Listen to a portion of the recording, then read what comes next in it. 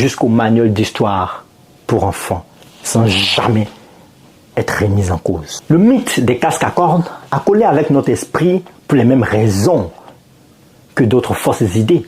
Il est simple visuellement, percutant et il nourrit notre imaginaire. Le premier facteur est le biais de confirmation visuelle. Nous sommes une espèce qui se fie énormément à ce que l'on voit. Une fois que l'image du viking à casque cornu a été répétée dans les films, les bandes dessinées et même les publicités, notre cerveau l'a acceptée comme une vérité. Quand on voit une nouvelle illustration, on ne la remet pas en question, car elle correspond à tout ce qu'on a déjà vu auparavant.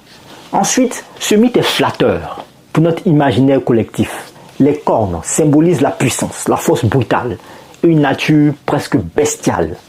Elles renforcent l'image du viking comme un guerrier barbare qui ne connaît pas la peur.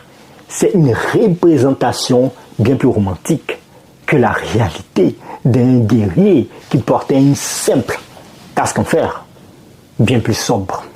Le mythe correspondait à l'image que l'on se fait d'eux et l'on a accepté sans réfléchir.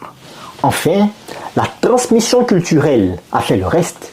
De l'opéra de Wagner à la culture populaire moderne, le casque à cornes est devenu un cliché. Pensez au personnage de Hagar, le terrible, dans les bandes dessinées, au film des années 50 ou même à certaines séries télévisées récentes. L'image est devenue une caricature si puissante qu'elle est presque impossible à déraciner. Les mythes qui ont une forte composante visuelle sont les plus difficiles à déconstruire.